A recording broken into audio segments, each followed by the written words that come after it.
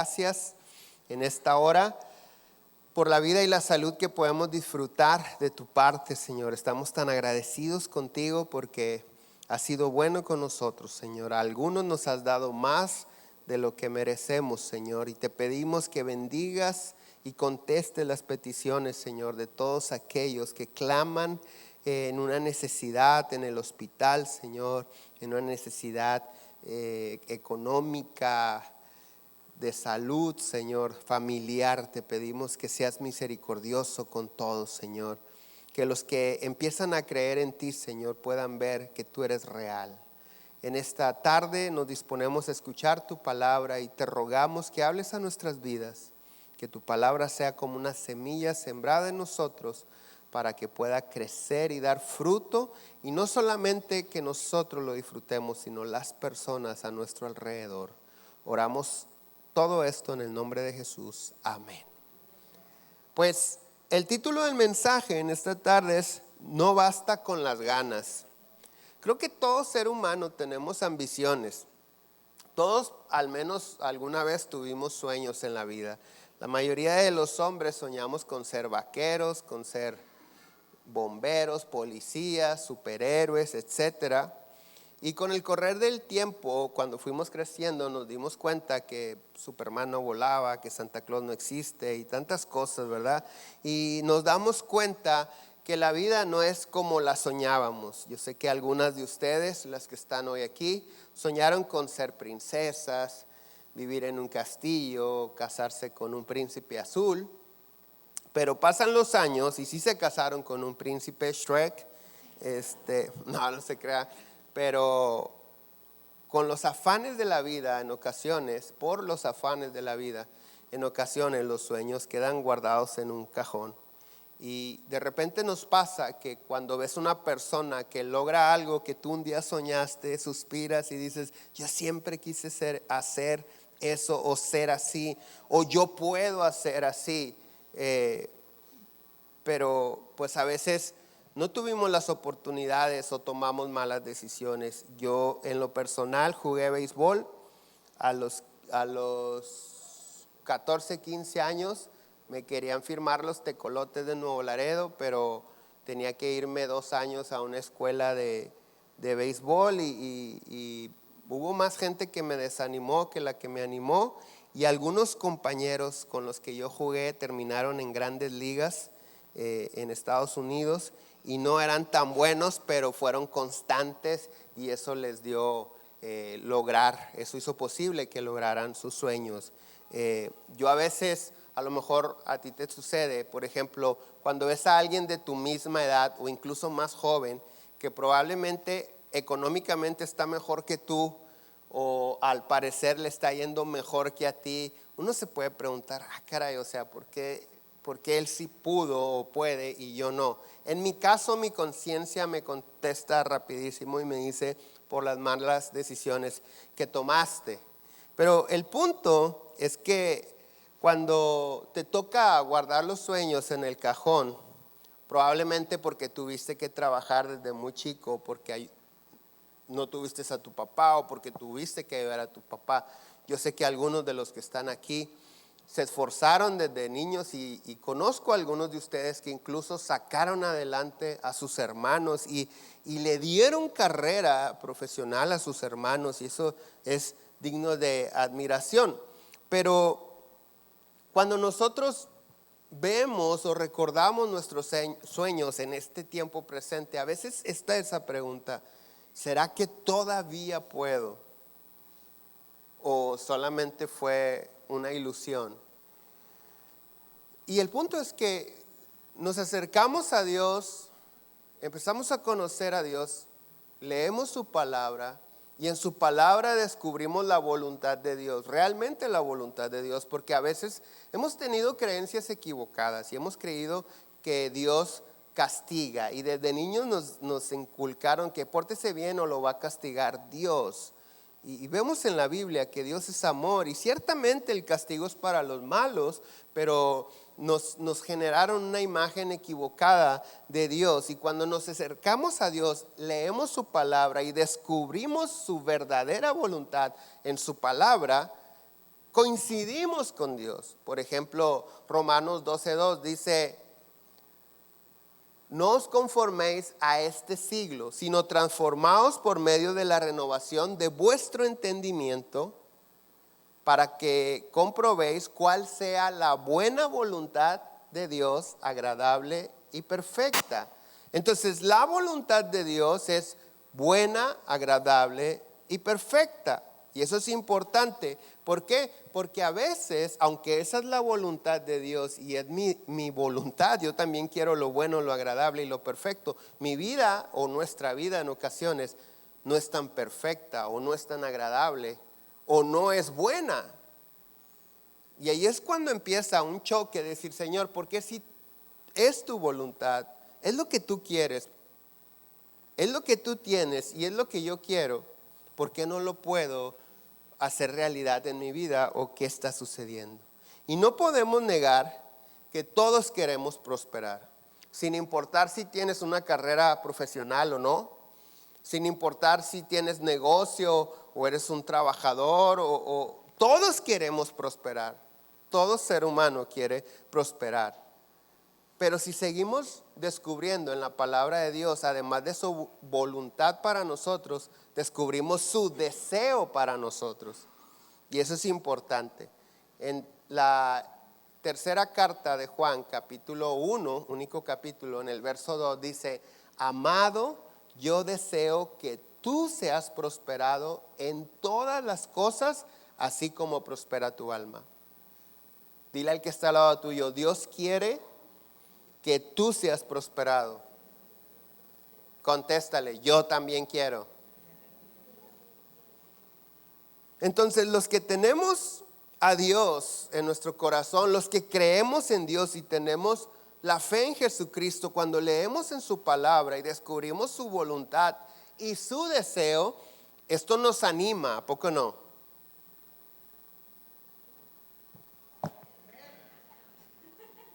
A ellos no.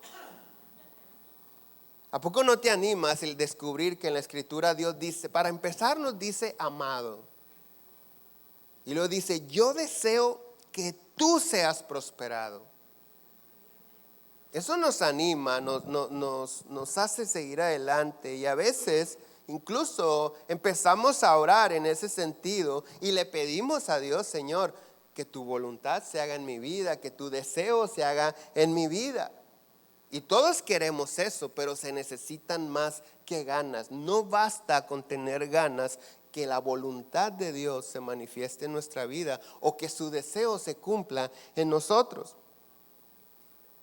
Espero que constantemente hagas un ejercicio de meditación y te preguntes: ¿por qué si Dios quiere lo que yo quiero y desea lo que yo deseo, no lo puedo tener? Es importante estar analizando nuestra vida a la luz de la palabra. En el libro de Job, capítulo 11, verso 2 en adelante, vamos a leer todo el capítulo, es muy corto. El contexto es que en el capítulo 10, todos conocemos la vida de Job, ¿verdad? Hemos leído los primeros capítulos. Un hombre, de hecho Dios le presume al diablo de la vida de Job y le dice: ¿no has considerado a mi siervo Job, que no hay otro como él en la tierra? Le dice Dios al diablo, ¿te acuerdas? Dice: varón, ¿qué? A ver si se acuerdan. Recto, no. Temeroso de Dios y apartado del mal. O sea, para que Dios le presuma al diablo la vida de este hombre, era porque este hombre realmente hacía muchas cosas que le agradaban a Dios. Pero todos conocemos la desgracia que le cae a la vida, porque el diablo le dice: pues sí, Él te es así, Él vive, Él te agrada de esa manera porque le has acercado y no permites que yo lo toque.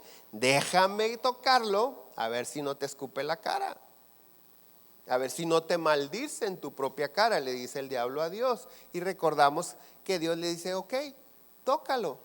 Toca todo lo que tiene, pero a él no lo toques. Y en un mismo día no solamente pierde todo lo que tenía, y no era cualquier cosa. O sea, podemos ver o traducir en el valor del ganado hoy en día a los miles y miles y decenas de miles de ganados que tenía Job. Era un hombre multimillonario, pero en un día pierde todas sus riquezas y no solamente eso, pierde hasta sus hijos.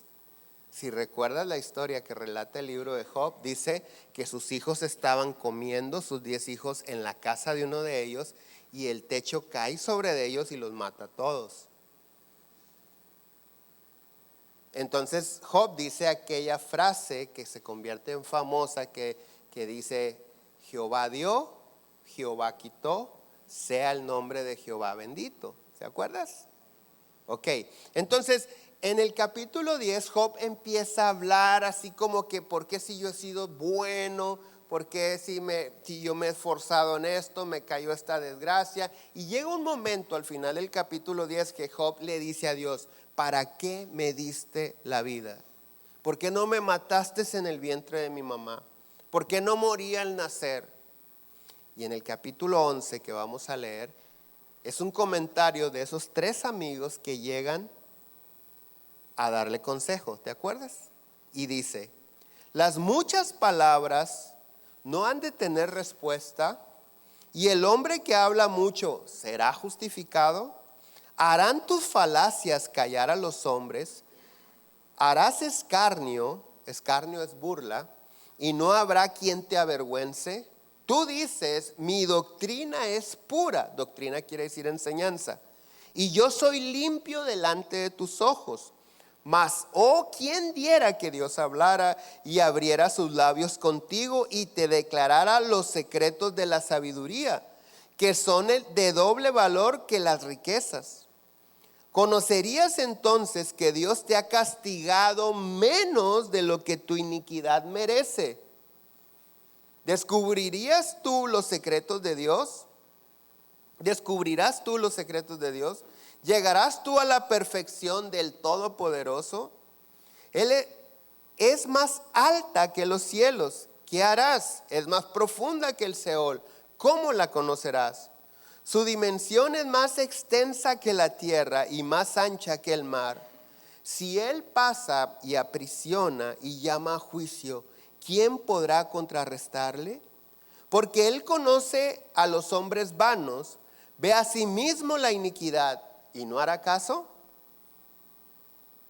El hombre vano se hará entendido cuando un pollino de asno montés nazca hombre, o sea, nunca.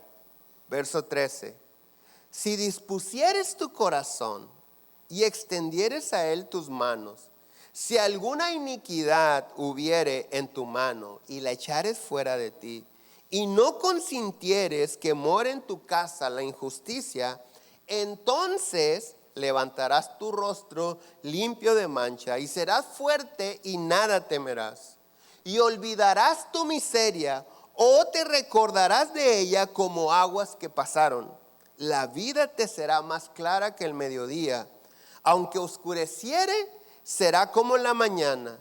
Tendrás confianza porque hay esperanza. Mirarás alrededor y dormirás seguro. Te acostarás y no habrá quien te espante, y muchos suplicarán tu favor.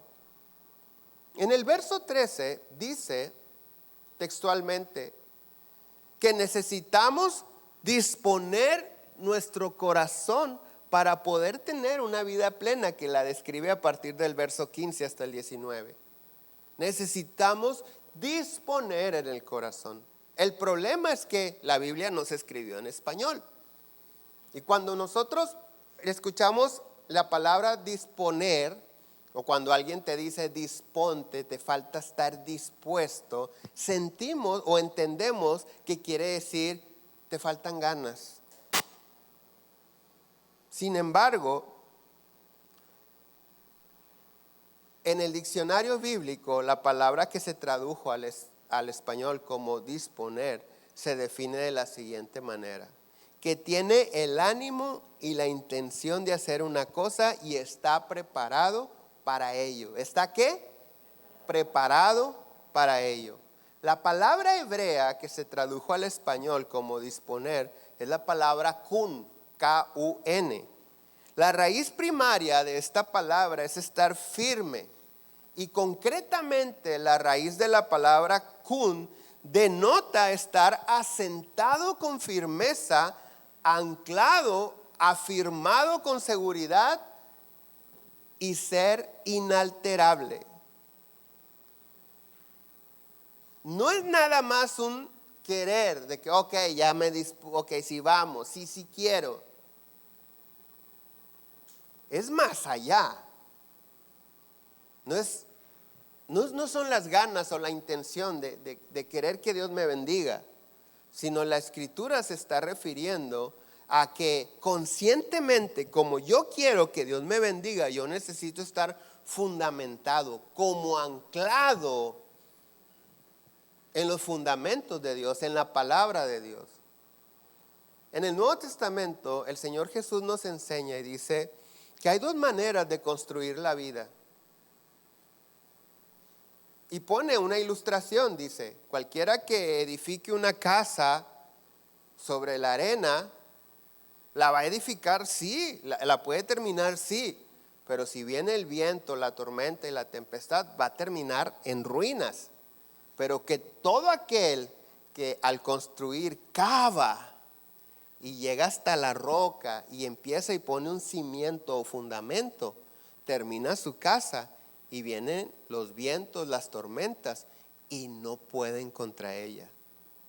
Entonces, el disponer nuestro corazón no es nada más tener una intención, sino sí tener el deseo, pero actuar en consecuencia. Como yo quiero la bendición de Dios, Dios no me va a bendecir si yo no estoy listo para recibir su bendición. Prosperidad. ¿Por qué? Porque Dios no pone sus recursos en personas que no están listas. Recuerda la escritura que constantemente comento, la parábola de los talentos. Dios reparte a cada quien conforme a su capacidad de recibir. Entonces tenemos que estar listos para recibir, preparados, firmes, anclados, para que Dios nos pueda dar. Dios no anda aventando prosperidad y a ver qué haces. Recuerda que cada peso que Dios pone en tu bolsa tiene un propósito divino. Tiene un propósito divino. Dios te lo da para que se cumpla un propósito con ese recurso, un propósito espiritual. Pero es un misterio. Necesitamos ir con Dios y decir, ¿qué hago con esto? Me aumentaron el sueldo, ¿de qué se trata? No se trata de endeudarme, no se trata de echar mano de un crédito por un carro, por un teléfono, por una televisión y seguir con la misma vida apretada. ¿Con qué propósito me estás dando esto? Y mientras Dios no te conteste, no te lo gastes. Pero si Dios te contesta, sé pronto para obedecer. Sobre todo porque cuando Dios te dice, te estoy dando para que des, entonces no es tuyo. Y lo maravilloso es que alguien dirá, pues qué chiste tiene si me va a dar para que otro disfrute. Pero recuerda que la Biblia dice, dad y se os dará. O sea que mientras tú des, Dios te va a dar y no te da lo mismo, sino te da muchísimas veces más. Eso dice su palabra. Entonces, de los versos 13 al 19 encontramos una escritura bien importante en el capítulo 11 de Job. Y yo les animo a no escuchar este mensaje solamente o a leer esta escritura como la leímos hoy, sino que te lleves a tu casa esto, que la leas, que puedas meditar, porque hay mucho que aprender en este capítulo 11 de Job. Sin embargo, la clave para prosperar la encontramos en el versículo 13 y 14. El verso 15 dice, no habrá afrenta en ti, o sea, nadie te va a avergonzar. Serás fuerte y no tendrás temor. El 16 es maravilloso porque dice, olvidarás tu miseria, dejarás de ser miserable. Y no estoy hablando solamente económicamente, sino a veces en el carácter, en el alma, en la vida sentimental. Algunos han vivido mucha miseria, algunos la miseria está presente en su vida. Los versos 17, 18 y 19 nos describen la vida plena que todos nosotros estamos deseando. Dice el 17: la vida te será más clara que el mediodía. Aunque oscureciere, será como la mañana. Tendrás confianza porque hay esperanza. Mirarás alrededor y dormirás seguro. No dice que si tu entorno es seguridad, vas a dormir seguro. Dice que sin importar lo que mires, tú dormirás seguro.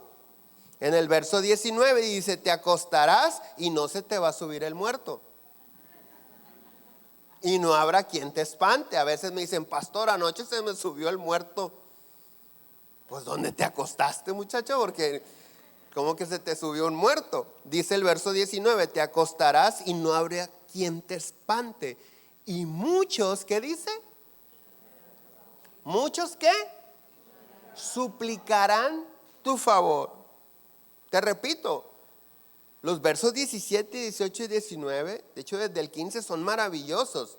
Pero la clave para que esos versículos sean una realidad en nuestra vida están en el 13 y 14.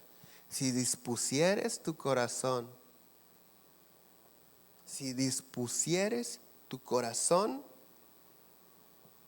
y extendieres a Él tus manos. No basta con querer, es necesario disponer nuestro corazón. ¿Qué quiere decir esto? Que tu corazón esté bien anclado en Dios y en su palabra.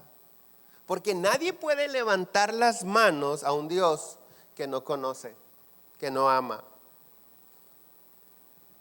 El acto de adoración, cuando dice y levantares y extendieres a Él tus manos, se refiere, en el lenguaje figurado del hebreo, se refiere a que yo extiendo mis manos porque considero que Él es la persona más importante sobre la creación, más importante para mí.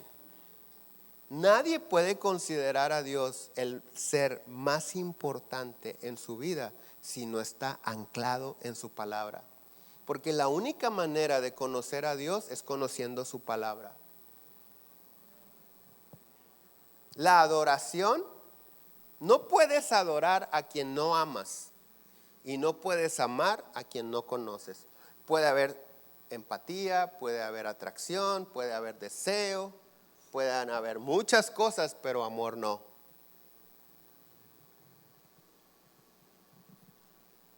No puedo amar a quien no conozco, y si yo no conozco la palabra de Dios, no conozco a Dios, y si no conozco a Dios, no lo puedo amar, y si no lo amo, no lo puedo adorar. No puede ser la persona más importante para mí. No voy a poder extender mis manos como dice la palabra que estamos leyendo, porque todos queremos no solamente que pase la miseria que probablemente vivimos o esté presente, sino que además que pase, que estemos tan bendecidos que muchos supliquen tu favor.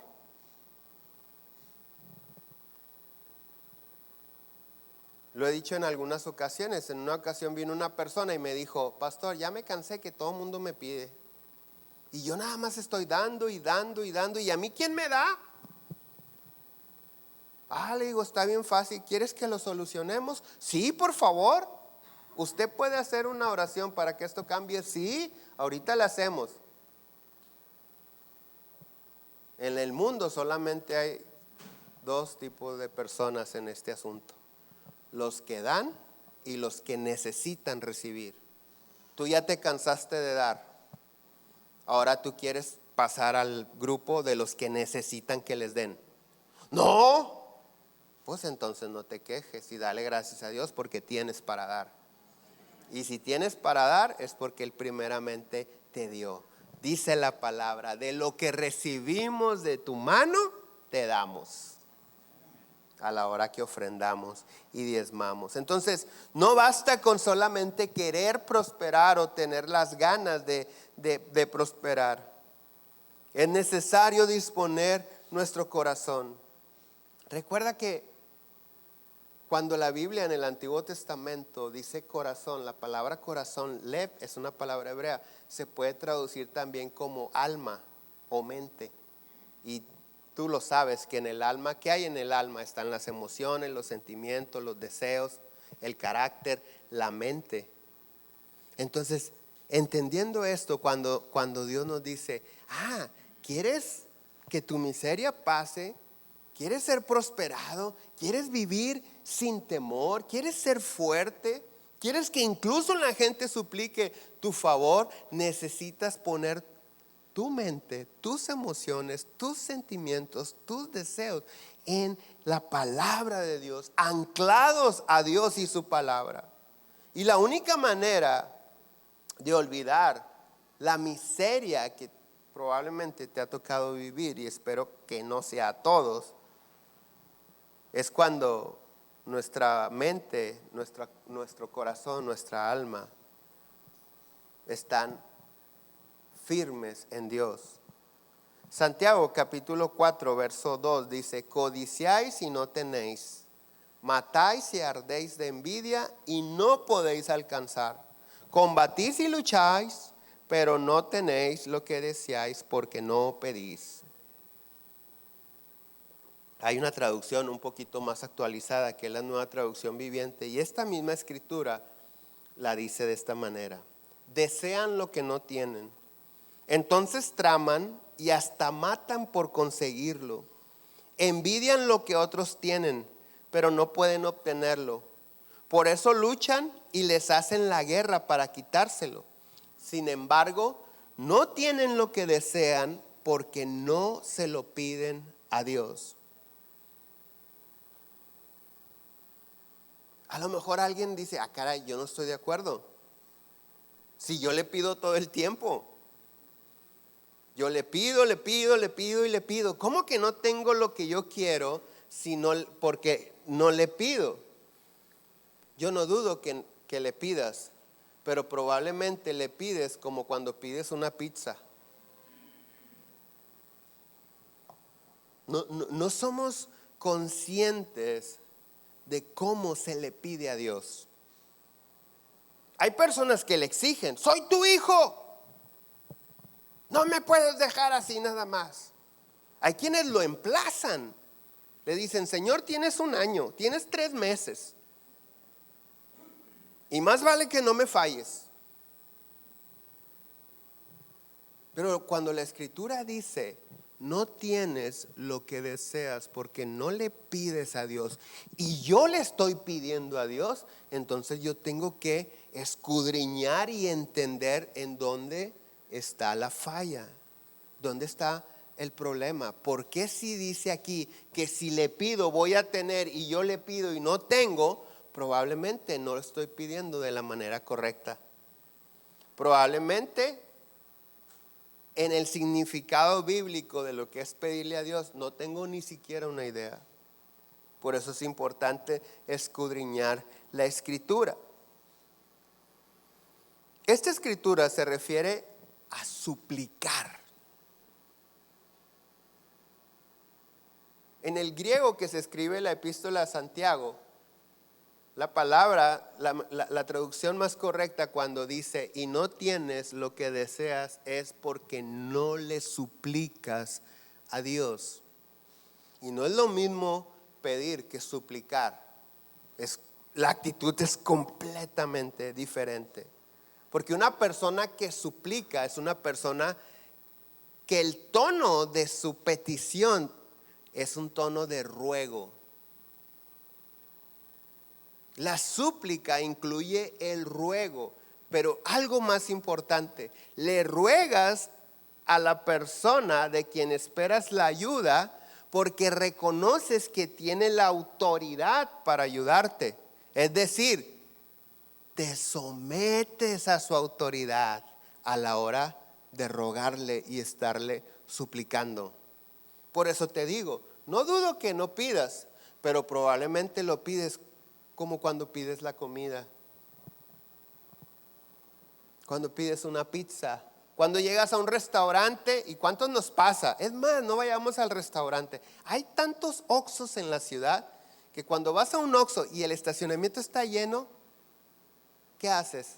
Voy al que está más allá. Hay muchas opciones. No tiene que ser ese. Y hay quienes le dicen a Dios eso: o me ayudas o me hago budista. o me hago ateo, o ya no voy a creer en ti, como si Dios te necesitara para ser Dios. Contigo, sin ti o a pesar de ti, Dios es Dios. Recuerda que nosotros sin Dios no somos nada. Entonces, a la hora de pedir tenemos que saber de qué está hablando la Escritura, de qué manera tengo que pedir, sin exigir, sin ser insolente, sin reconocer a quién le estoy pidiendo. El Señor Jesús nos dice en el Antiguo Testamento: tú cuando ores, sean pocas tus palabras, porque Dios está en el cielo y tú en la tierra. Y yo le agrego entre paréntesis: ubíquese, mijo. Cuando ores, sean pocas tus palabras. No quieras venir a tratar de enredar a Dios, de engañar a Dios, de envolver a Dios, porque Dios conoce todas las cosas. Hay quienes no confiesan sus pecados a Dios porque tienen vergüenza, como si Dios no los hubiera visto al mismo momento que estaban pecando. Lo he dicho muchas veces: no vienes a informarle, vienes a reconocer. Cuando confiesas tus pecados a Dios, no vienes a informarle algo que Él no sabe, vienes a reconocer que hiciste algo que no debiste hacer. Y esa es la actitud que Dios está esperando de todos nosotros.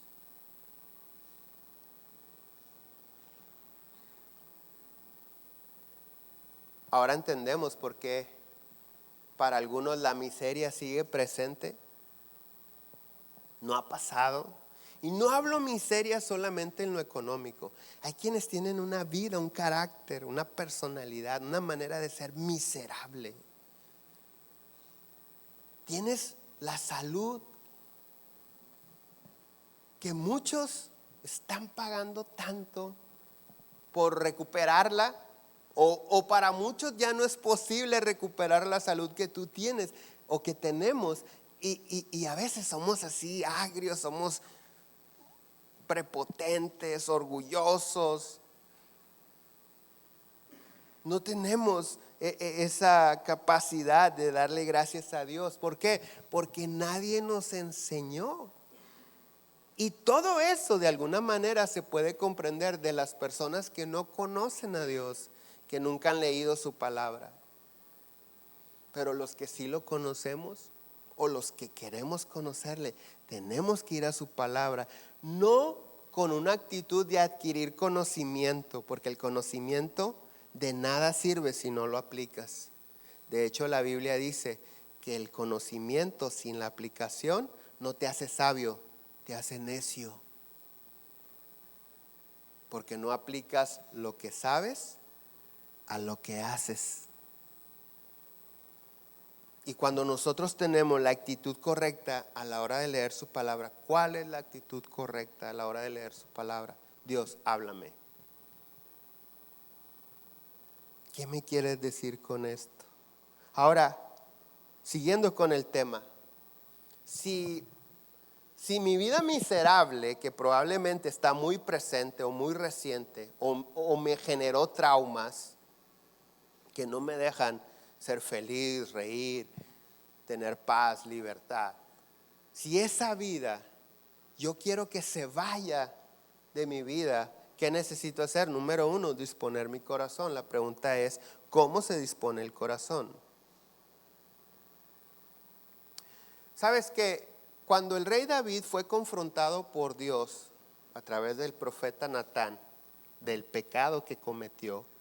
Porque el rey David no solamente cometió un adulterio, sino mató al marido de la mujer con la que adulteró para quedarse con ella. O sea, el pecado era asesinato y adulterio. Pero cuando el rey David es confrontado por Dios y viene el profeta y le dice: tú eres un miserable. Y el rey David, en esa conciencia de pecado, escribe el Salmo 51. El Salmo 51 que leemos todos en la Biblia es exactamente, sucede, se escribe en ese momento de confrontación de pecado. Y en los versos 9 en adelante dice David: no sigas mirando mis pecados, quita la mancha de mi culpa. Este es importante.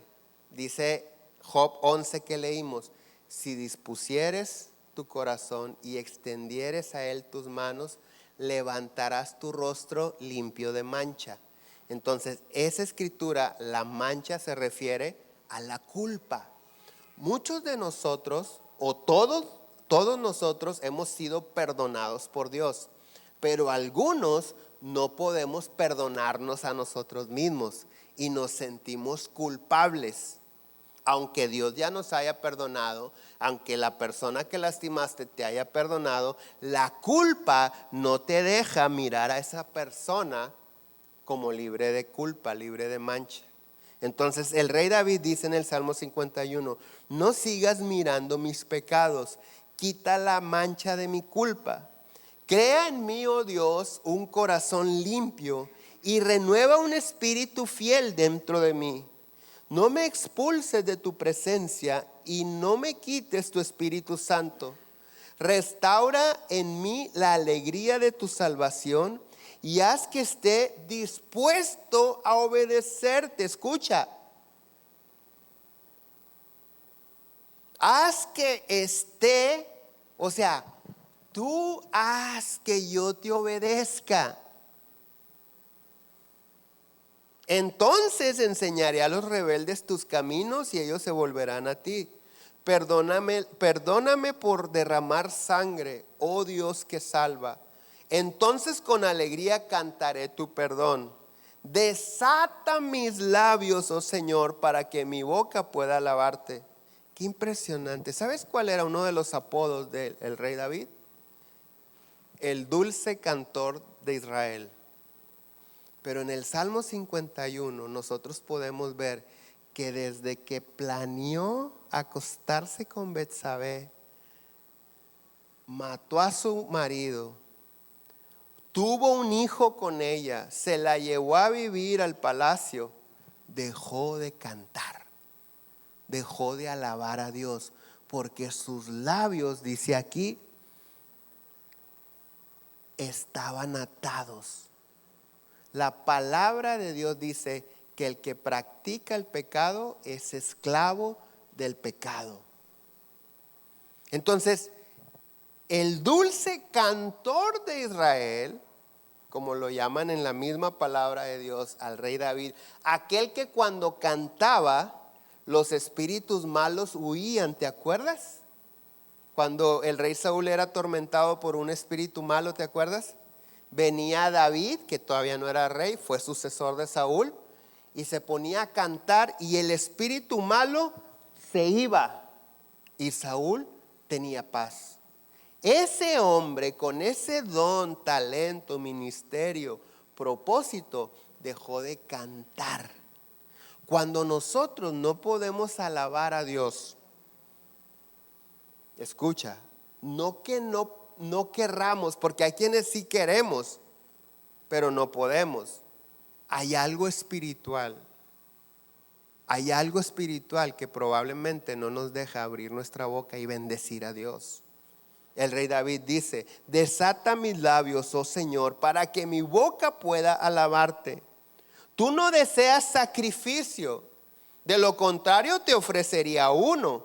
Tampoco quieres una ofrenda quemada. Eso tiene un significado. La ofrenda quemada se ofrecía para que Dios dejara de ver el pecado en la gente. Hoy en día hay muchas personas que, figurativamente hablando, ofrecen ofrenda quemada a Dios para aligerar su conciencia. ¿Sabes cómo? Con buenas obras, con obras altruistas. Ando apoyando a los niños con cáncer para sentirte para aplacar tu conciencia.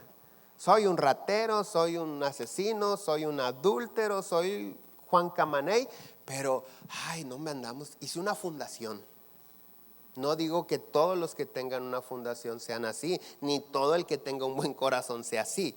Pero a lo que se refiere el rey David, dice, si hubiera un sacrificio que hacer, que pueda quitar delante de ti y de mí este pecado que cometí, yo lo haría. Tú no quieres sacrificios, tú no quieres ofrendas quemadas, a ti no te interesan mis buenas obras.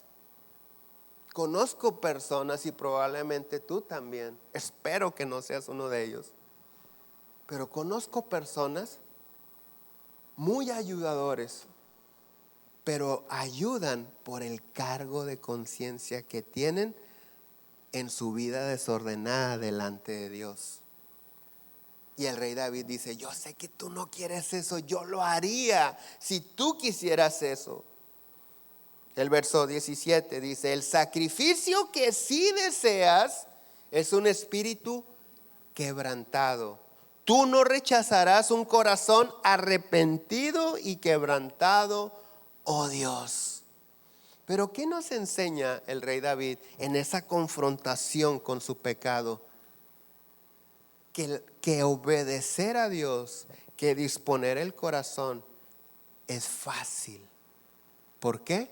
Porque en ese proceso quien nos ayuda es Dios. El error que cometemos es que cuando nos dicen te tienes que arrepentir, pensamos en nuestras fuerzas.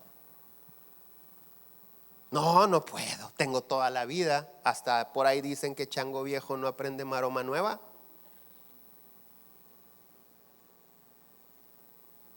Hay gente que dice, ese ni aunque vuelva a nacer cambia. La canción dice, árbol que nace torcido. Si se sabe en ese salmo, ¿verdad? Porque pensamos en nuestros recursos. No pensamos que si Dios me pide algo que yo no puedo hacer, entonces Dios es injusto. Pero si Dios me pide algo es porque sí puedo hacerlo, pero no solo, lo puedo hacer con su ayuda. Porque no se te olvide, Dios dice en su palabra, yo siempre te ayudaré. Siempre te sustentaré con la diestra de mi justicia. Eso es lo que dice la palabra de Dios. Entonces, cuando yo veo cuando yo me estoy cuando estoy siendo confrontado por Dios, cuando Dios me dice, oye, no, tú estás viviendo tienes estos pecados. Yo digo, no, pues toda la vida he sido así. A mí nadie me enseñó. Nadie nos enseñó. Si algo aprendimos de Dios, a veces hasta fue una mala enseñanza. Pórtese bien porque Dios lo va a castigar. Y cuando nos portábamos mal, no queríamos venir con Dios. No, si voy a la iglesia se cae.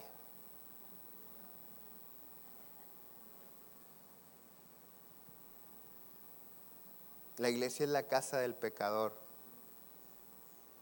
Los santos están en el cielo.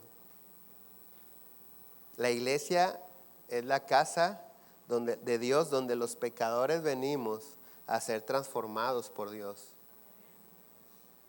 Hay gente que dice, ¿y eso que va a la iglesia? No digas eso, lo bueno es que está yendo a la iglesia. Ahí va a cambiar. Pero generalmente hay un mal concepto. Decimos, si va a la iglesia es un santo. No, va a la iglesia es como, si va al hospital es porque está sano. No, pues por algo va al hospital. ¿Sí me explico? Entonces, cuando nosotros venimos delante de Dios, Dios nos confronta el pecado. Y hay muchas escrituras que sí dice las consecuencias del pecado. O sea, Dios no desea que me vaya mal. Dios desea que yo sea prosperado. Jeremías dice, yo sé los planes que tengo para ustedes, planes de bien y no de mal. O sea, Dios tiene buenos planes para nosotros. Pero yo vengo delante de Dios, mi pecado es confrontado y le digo, no, pues no puedo. Y dice Dios, yo sé que no puedes, pero pídeme que te ayude. Por eso te digo, obedecer a Dios es muy fácil. ¿Por qué? Porque Él lo hace posible en nosotros. ¿Sí? Pero no solamente es, ok, ya reconocí que estoy mal, ayúdame. Toca disponer el corazón. ¿Qué es disponer el corazón? Anclarse, fundamentarse. Y eso, ¿quién crees que lo hace? Tú. Tú lo haces. Dios te ayuda, pero tú lo haces. Ahora, si yo entiendo que si dispongo mi corazón, si yo me afirmo en Él, Él me va a bendecir de tal manera que si un día me llego a acordar de la miseria que viví, dice, te acordarás de ella como aguas que pasaron. ¿Sí? Entonces, pues si yo entiendo que para que la miseria desaparezca, que no me quede ni en la memoria, necesito fundamentarme en Dios. ¿Qué tengo que hacer? ¿Cómo me fundamento en Dios? Solamente hay una manera, leyendo la Biblia. Porque la palabra de Dios derriba todo argumento equivocado. A veces hemos tenido falsas creencias. Las falsas creencias terminan en decepción. No es que Dios te haya fallado, es que creíste que lo que hiciste o lo que rezaste o lo que oraste era algo que Dios le agradaba. A todos nos pasó. ¿Cuántos han escuchado esa frase tan común? Ayúdate que yo te ayudaré. ¿Dónde dice en la Biblia eso?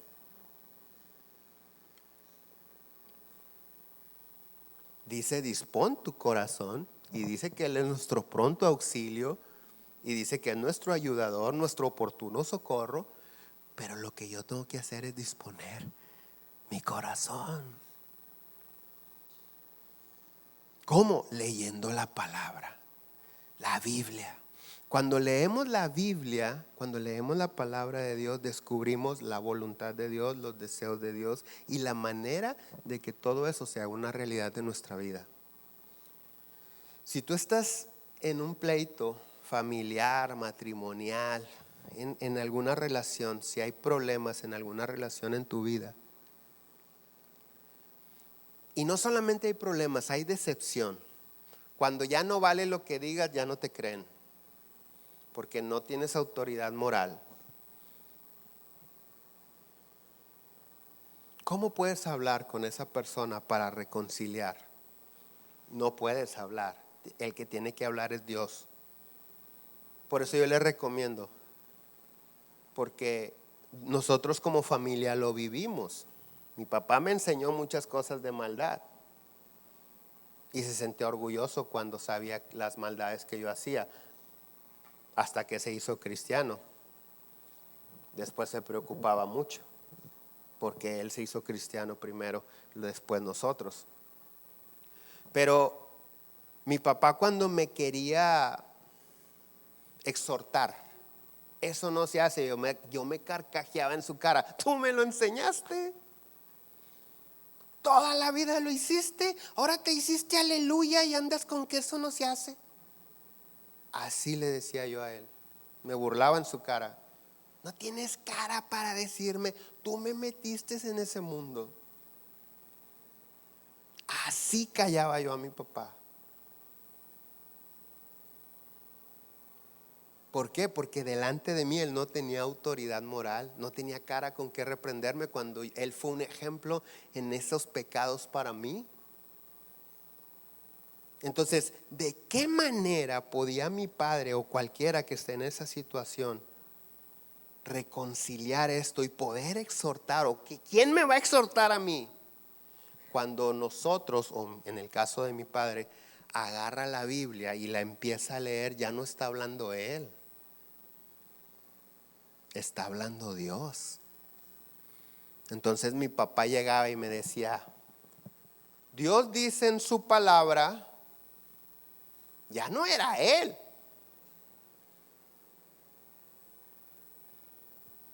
Léelo, si no me crees. No, pues está bien. Ya no le podía decir nada porque era Dios hablando.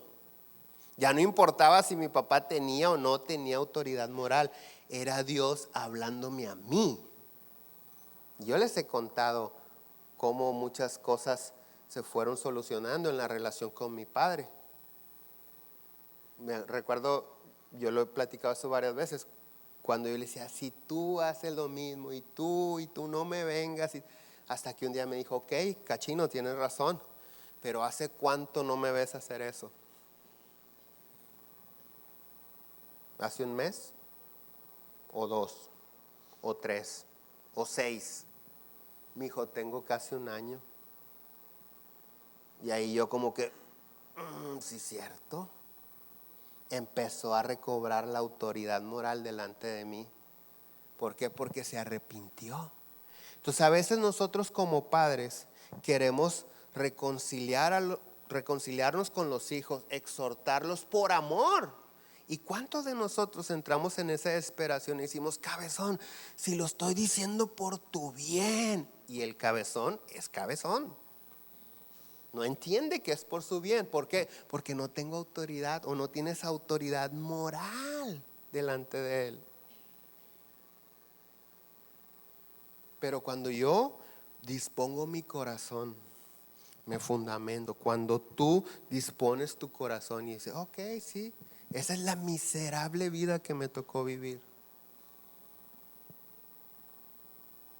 Pero esa miseria va a pasar a medida que yo me ancle en la palabra de Dios.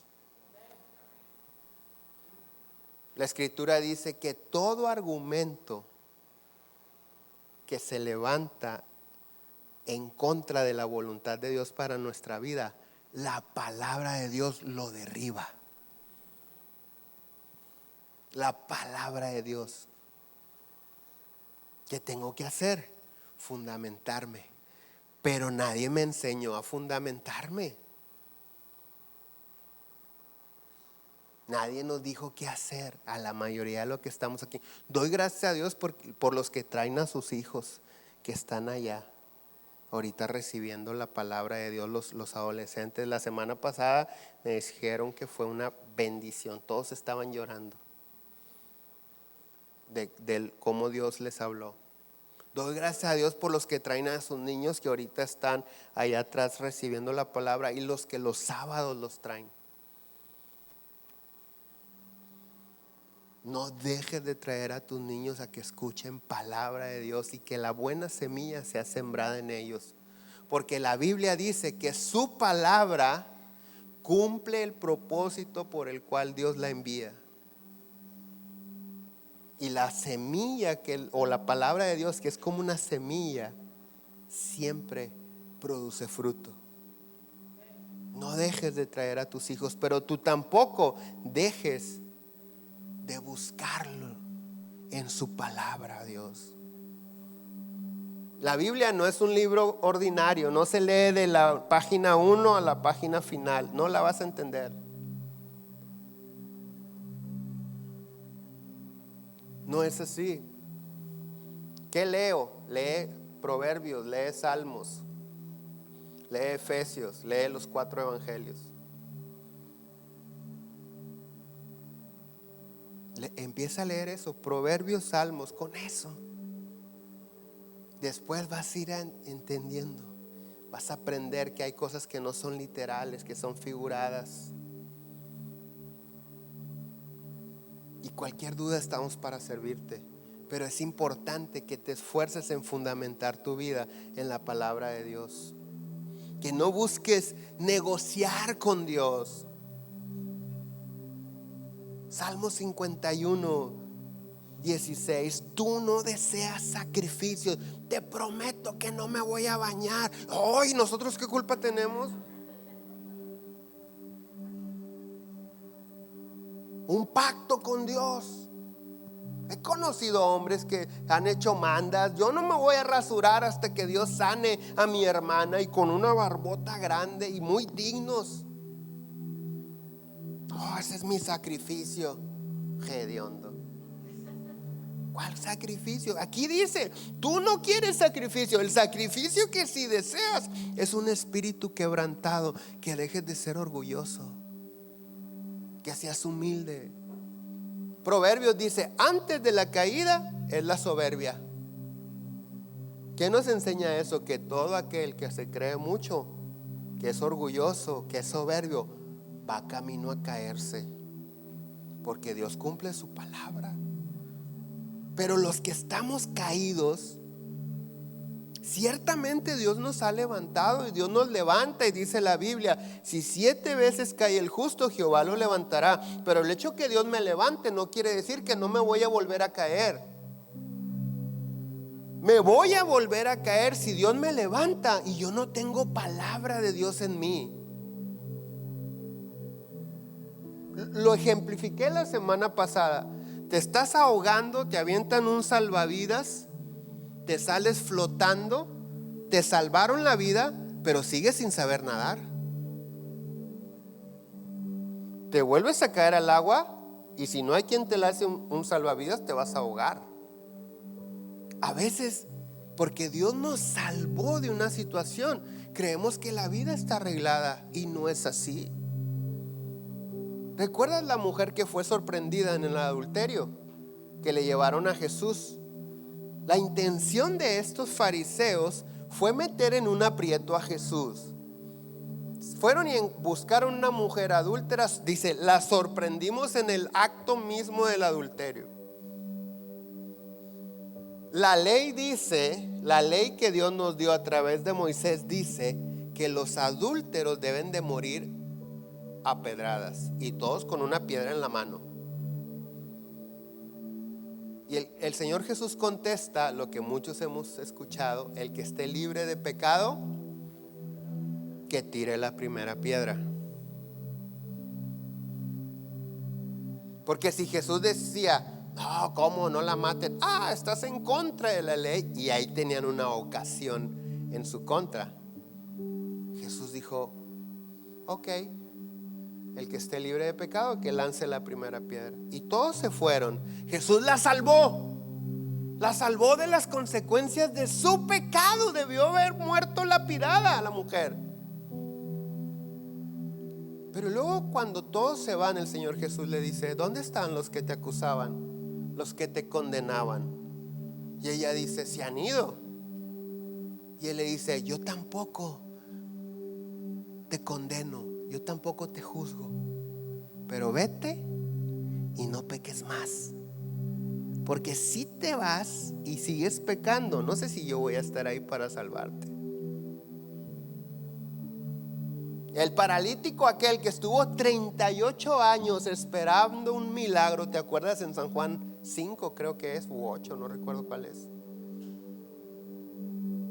Viene el Señor Jesús, porque dice la Biblia que una vez al año descendía un ángel, agitaba el agua del estanque, y el primer enfermo que caía al agua era sanado de cualquier enfermedad que tuviera.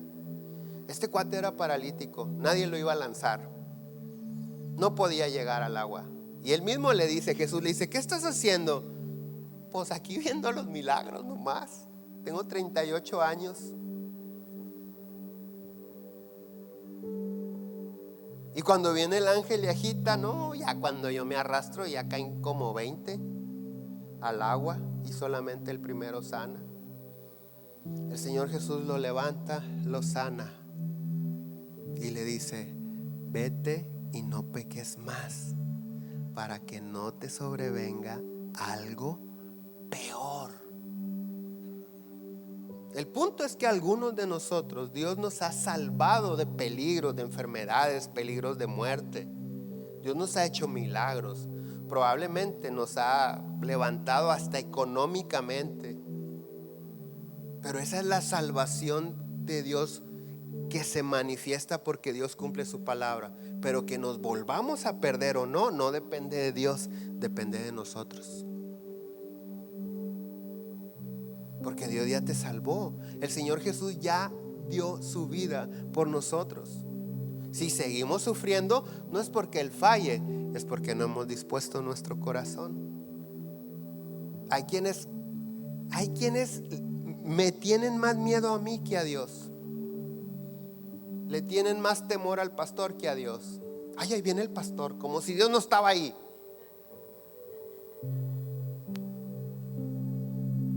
Como si yo salvara, como si me debieras algo a mí.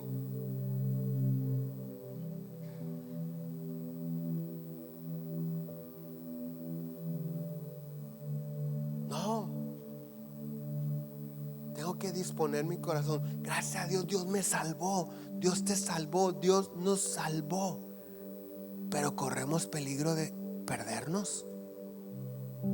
¿Otra vez? Claro que sí. Todos, creyentes, pastores, apóstoles, todos se pueden perder, todos. Judas fue un discípulo de Jesús, fue y se ahorcó el hombre, se suicidó.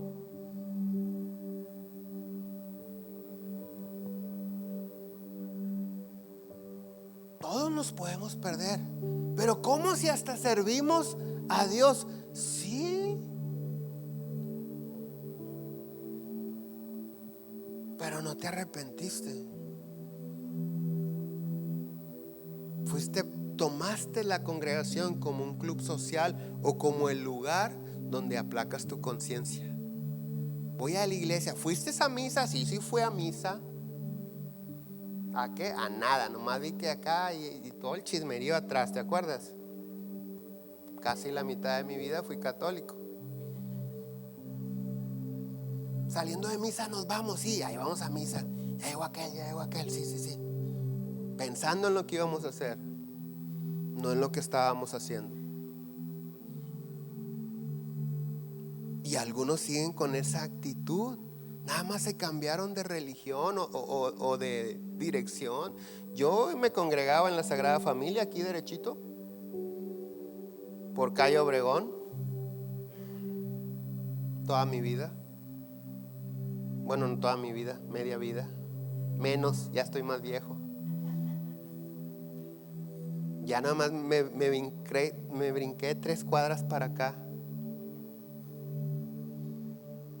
Pero si no cambio, si no dispongo mi corazón, pues me hubiera quedado allá. Porque la religión no salva. La Biblia dice que la religión es vana.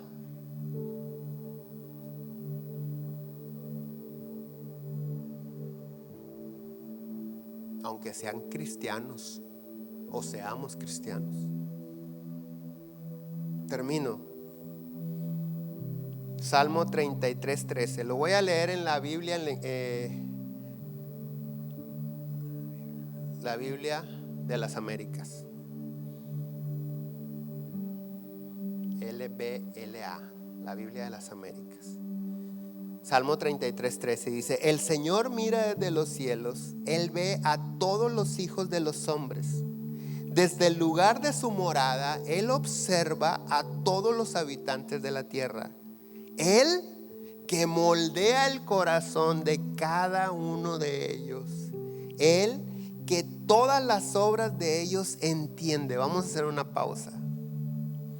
Dios moldea el corazón de todos nosotros. ¿Me conviene disponer mi corazón? Sí, porque vienen bendiciones, pero no puedo. Estoy acostumbrado a pecar. Pero Dios moldea los corazones. Por eso clamo a Él y le digo: ayúdame. Si quiero, ya lo entendí, pero necesito que me ayudes. Y luego dice: Él que todas las obras de ellos entiende. Dios te comprende, Dios te entiende. Dios no es ajeno. Dice la Biblia que el Señor Jesús fue tentado en todo como nosotros. Por eso Él entiende o comprende nuestras debilidades. Pero Él no pecó. Dice la Escritura: nosotros no venimos con un Dios que no sabe los deseos de la carne. El Hijo de Dios se hizo hombre y fue tentado en todo, pero sin pecar. Él nos entiende. Dice, el rey no se salva por gran ejército, ni es librado el valiente por la mucha fuerza. La falsa esperanza de victoria es el caballo, ni con su mucha fuerza puede librar. He aquí los ojos del Señor están sobre los que ¿qué? Le temen, sobre los que esperan su misericordia, para librar su alma de la muerte y conservarlos con vida en tiempos de hambre. Nuestra alma espera en el Señor. Él es nuestra ayuda y nuestro escudo, pues en Él se regocija nuestro corazón, porque en su santo nombre hemos confiado. Sea sobre nosotros tu misericordia, oh Señor, según hemos esperado en ti.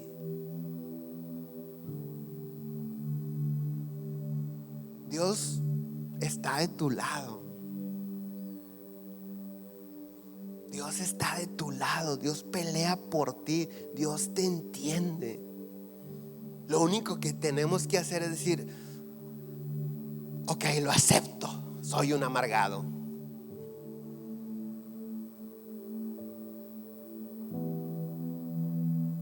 Lo acepto, soy un pecador. Lo acepto, soy alcohólico. Lo acepto, soy borracho. Lo acepto, soy drogadicto. Lo acepto, soy eso. Lo acepto, lo confieso, Señor. Ayúdame. Tengo un amigo que le dijo, Dios, a mí la marihuana me encanta de corazón. Así le dijo. Acepté a Cristo en mi corazón, pero la marihuana me gusta más.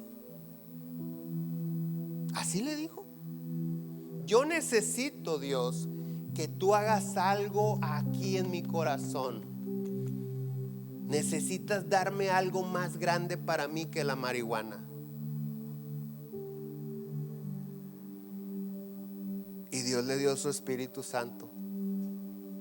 Y dice él, desde que Dios me tocó con su Espíritu Santo, no se me ha bajado el avión.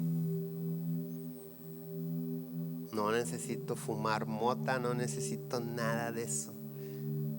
Ando siempre high.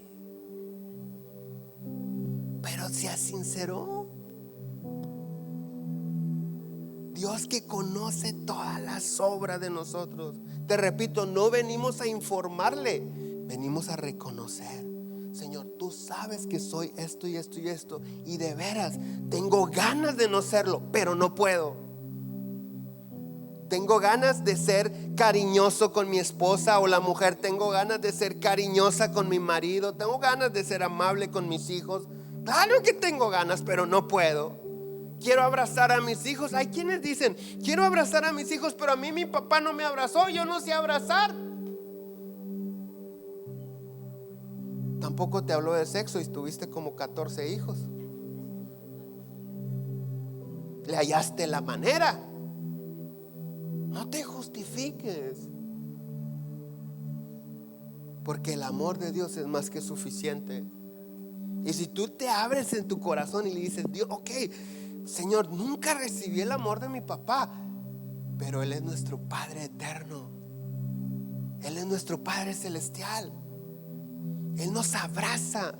La Biblia dice que el amor de Dios cubre multitud de faltas, de pecados. Señor, claro que tengo ganas de que esta miseria pase. Vámonos al olvido. Tengo ganas de levantarme sin miedo.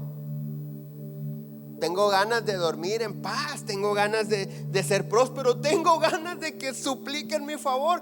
Toda la vida he suplicado favores. Tengo ganas de que me supliquen. Si quiero o no, pero no puedo. Dios lo hace, pero te repito, Él va a moldear tu corazón. Pero mientras no estés fundamentado en la palabra, corres el riesgo de volver a caer. Y eso depende de cada uno de nosotros. Por eso podemos ver cristianos que de repente se olvidan. No vienen a la iglesia. No, ya no, ya me cansé.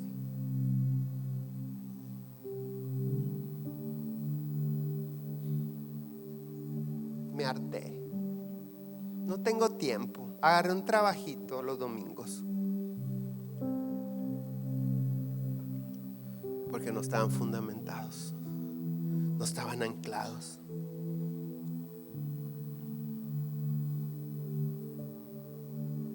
Ahora, les fuera bien, hay quienes llegamos a la iglesia con una vida miserable, estuvimos en la iglesia un tiempo y nos salimos de la iglesia con la misma vida miserable. ¿Por qué? Porque nos faltó más leer la Biblia. Nos faltó leer la Biblia, fundamentarnos. Nos ponemos de pie. Hace rato cantamos una canción, la última que cantamos, dice: dame a Cristo, quédate lo demás. La única manera de decirle: quédate con todo, nomás dame a Cristo. La única manera de cantar eso de veras, de corazón, es conocerlo. Es la única manera de decir: ¿cómo que quédate con lo demás? No me interesa nada más. El mismo David escribe en otro salmo y dice: mejor es un día en tu casa que 1000 fuera de ellos. Mejor es un día en tu presencia que 1000 fuera de ellos, de ella. Dice: yo no sé cómo les ha ido a ustedes, pero en cuanto a mí, el acercarme a Dios me ha hecho mucho bien. Porque él dice: yo no me acerqué a la iglesia, yo no me acerqué a una religión, yo me acerqué a Dios. Claro que se congregó, claro que iba al templo, pero dice: a mí el acercarme a Dios me ha hecho bien. Dios es bueno, Dios está de tu lado, Dios te quiere sacar, Dios te quiere restaurar. Pero ahorita lo que vamos a comenzar a decir es decirle: Señor, si quiero, ayúdame. No solamente ayúdame a levantarme, produce en mí, moldea mi corazón de tal manera que no pase un día sin leer tu palabra, que me alimente espiritualmente como si fuera alimento para mi cuerpo, que no pueda vivir sin él. Cierra tus ojos ahí donde estás. Padre, en esta tarde, en el nombre de Jesús, estamos delante de tu presencia, conscientes que hemos vivido una vida de errores, de pecados, a veces por ignorancia, a veces sin darnos cuenta, sin la intención de ser así, pero al final de cuentas pecadores somos. Repite conmigo: Dios, hoy en esta tarde yo reconozco que te necesito. Necesito que moldees mi corazón para que mis labios te alaben, para disponer mi corazón y para poder disfrutar de tu voluntad y tus deseos en mi vida. Señor Jesús, tú eres mi Señor y mi Salvador. Yo te he aceptado como tal. Hoy te ruego que tu Espíritu Santo me fortalezca para poder querer y hacer tu buena voluntad.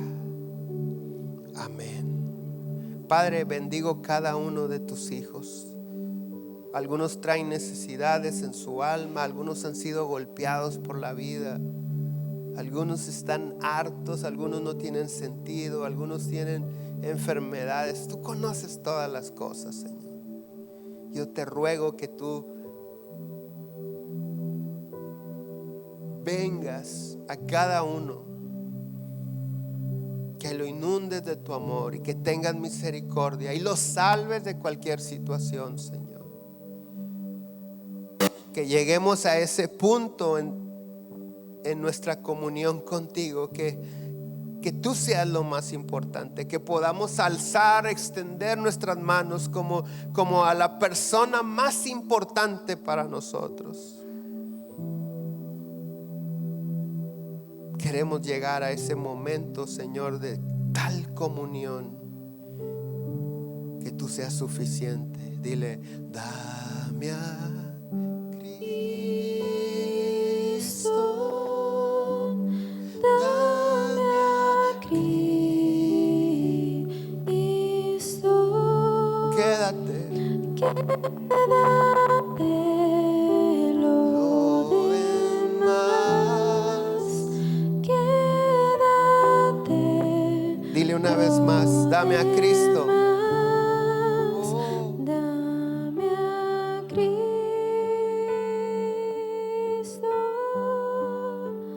dame a Cristo,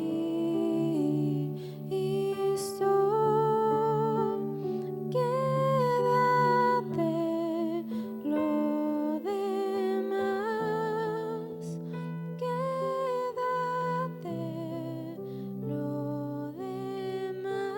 Una última vez, dile. Dame a Cristo,